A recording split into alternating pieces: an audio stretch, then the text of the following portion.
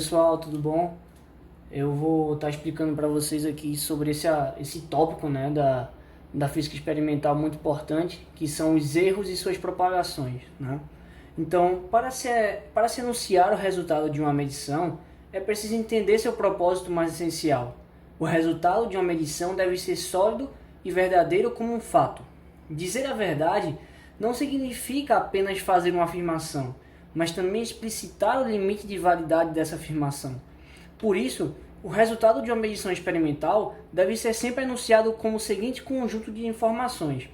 O primeiro é o valor mais confiável da grandeza, que é a afirmação que se deseja fazer.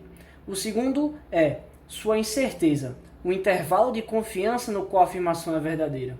E o terceiro, a sua unidade de padrão de medição, que é parte do contexto que dá sentido à afirmação.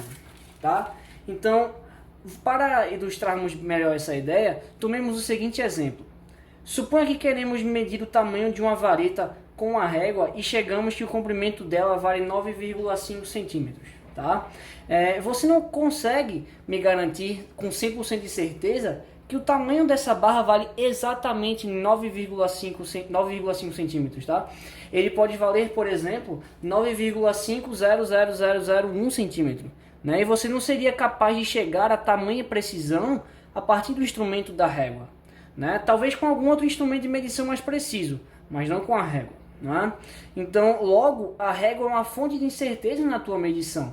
Portanto, quando obtemos qualquer medida experimental, sempre teremos o envolvimento do erro de medida. Ao realizarmos cálculos ou operações matemáticas com essas medidas, teremos uma propagação desses erros, e o resultado também deve ser representado por um erro, que seria, vamos dizer assim, o erro resultante. Tá? Então, por exemplo, se a gente quer analisar, se a gente quer tirar a velocidade média, né, do movimento de uma bolinha de gude que rola em uma superfície lisa, né, a gente vai medir o espaço e medir o tempo e dividir ambos, certo? Então a velocidade média é dada por ΔS sobre ΔT, espaço pelo tempo. Para medirmos o espaço, a gente pode utilizar, por exemplo, uma régua, uma trena, enfim. De todo jeito, a gente vai ter um erro associado ao espaço. A mesma coisa para o tempo. Se a gente for medir o tempo, por exemplo, com um cronômetro, a gente vai ter o erro do cronômetro. Então, logo teremos um erro resultante da velocidade média associado ao erro do espaço e ao erro do tempo, certo? Então, nós já vamos ver como calculamos o erro dessa velocidade.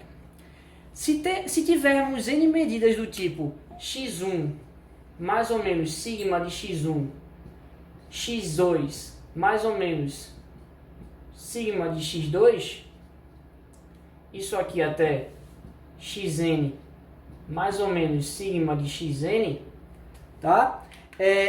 Onde esse mais ou menos vai indicar, vamos dizer assim, uma margem de erro, né? Porque essa medida x1 pode ir de x1 menos sigma de x1 até x1 mais sigma de x1, tá? Onde sigma de xi seria o erro associado à medida xi, tá? Então, se a gente tivesse as medidas desse tipo e realizamos uma operação matemática qualquer, ou seja, uma função dada por uma função f, que vai depender dos valores de x1, das variáveis x1, x2 até xn, tá? A gente vai ter um erro resultante dessa função f, né, que vai ser representado por sigma f. E esse erro ele vai ser dado por a derivada parcial de f em relação a x1 ao quadrado, tá? Vezes sigma de x1 ao quadrado, isso aqui mais, isso aqui até a derivada parcial de f em relação a xn ao quadrado, sigma de xn ao quadrado, isso aqui tudo elevado a 1 meio, tá bom? Então vamos ilustrar melhor como é que funciona essa questão da derivada parcial, tá? Vamos tomar o seguinte exemplo. Deixa eu apagar aqui. Vamos tomar a seguinte função: g de x e y, tá? dada por 5x2y3. Tá? Então, se a gente quiser tomar a derivada parcial de g em relação a x, tá? O que a gente vai fazer? A gente vai considerar tudo que não depende, tudo que não é x constante, ou seja, a gente consideraria que 5y ao cubo é constante. E daí a gente derivaria x ao quadrado em relação a x. A derivada de x2 em relação a x vale 2x elevado a 1.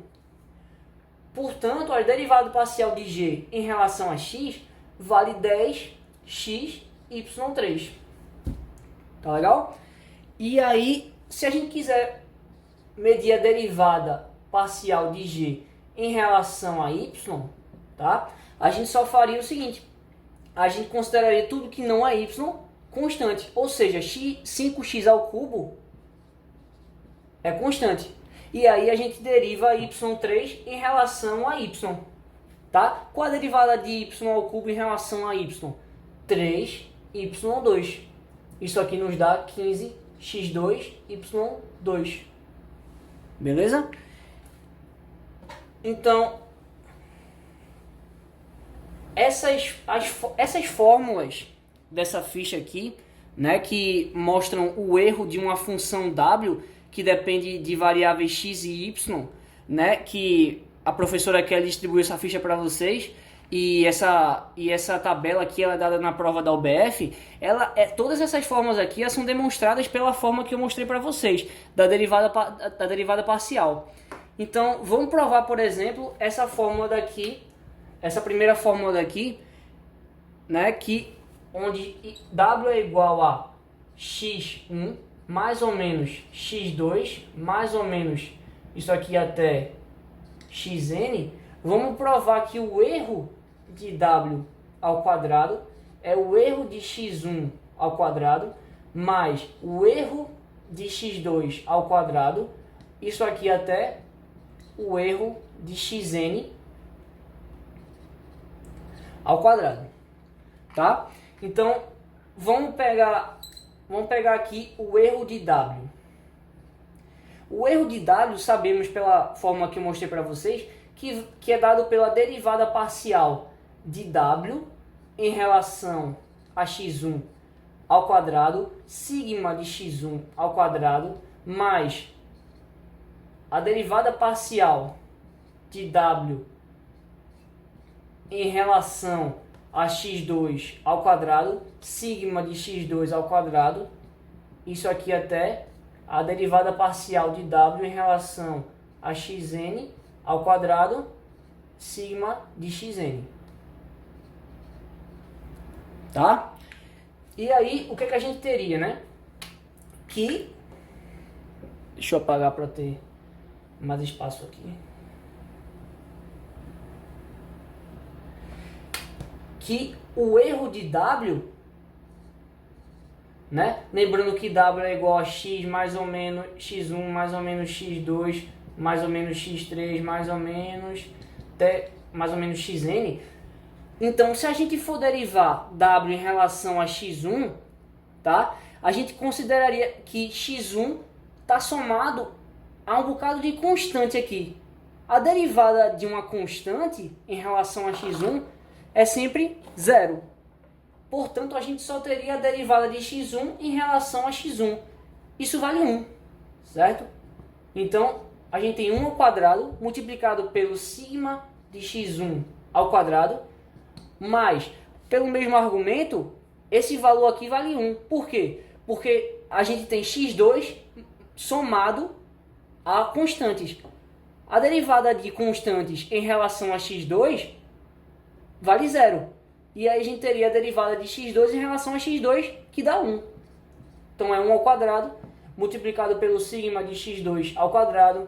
Isso aqui até 1 ao quadrado, multiplicado pelo sigma de xn ao quadrado. Portanto, está provado aí essa primeira fórmula dessa ficha. Agora a gente vai provar essa quinta fórmula daqui, tá? Onde w é igual a axy.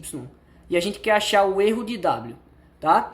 E esse A, ele é um escalar, ele é uma constante adimensional, tá? O que é que a gente tem? A gente tem o seguinte, W é igual a AXY, e a gente quer achar o erro de W.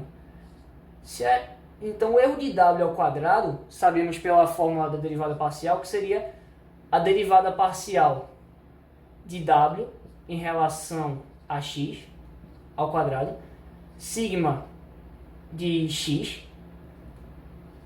ao quadrado, mais a derivada parcial de W em relação a y ao quadrado, sigma de y ao quadrado, tá?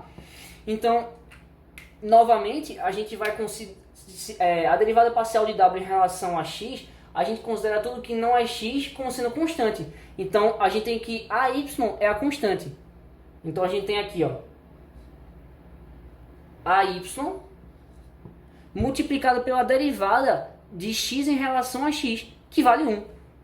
Tá? Então, isso aqui é o quadrado, sigma de x, 2, mais a derivada parcial de W em relação a y, a gente considera novamente, né, o AX como sendo constante, tá? Então vai para fora, AX, e a gente deriva y em relação a y, que vale 1 também.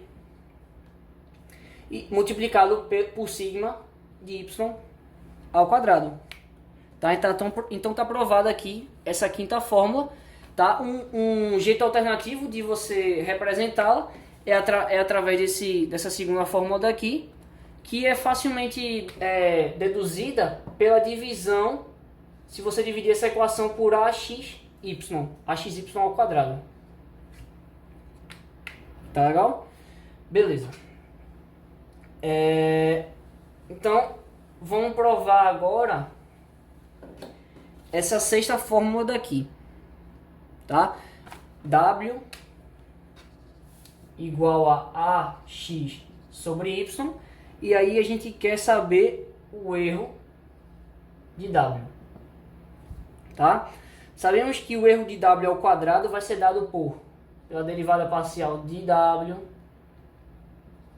em relação a x ao quadrado, sigma de x ao quadrado, mais derivada parcial de W em relação a y ao quadrado, sigma de y ao quadrado, tá? E aí, qual a derivada de parcial de W em relação a x? A gente considera o AY como sendo a constante nesse caso, tá? Então, aqui A sobre Y, e a gente deriva x em relação a x. Derivada de x em relação a x vale 1. Então, isso aqui é o quadrado, sigma de x ao quadrado, mais... a gente sabe que isso aqui é um modo equivalente de escrever isso aqui, é AXY a menos 1, certo? Então, a derivada de W em relação a Y vale... A gente considera isso aqui como sendo constante, então AX sobre... Aí a gente deriva y a menos 1 em relação a y. Isso nos dá y a menos 2. Ou seja, isso nos dá AX sobre y ao quadrado multiplicado por menos 1. Como isso aqui está ao quadrado, esse menos 1 não vai influenciar. Então, a gente pode simplesmente escrever desse modo. Isso aqui multiplicado pelo sigma de y ao quadrado. Então, está provada aí essa primeira, a quinta e a sexta fórmula dessa ficha. Eu vou deixar aí como tarefa de casa para vocês provarem o resto das fórmulas aqui, que são um pouco mais difíceis, mas não tem erro, galera. Com essa fórmula aqui que eu mostrei para vocês, vocês conseguem mostrar, deduzir todas essas outras fórmulas aqui, tá? Então foi isso. Isso eu queria mostrar para vocês aqui sobre erros e suas propagações. E obrigado pela atenção. Até a próxima.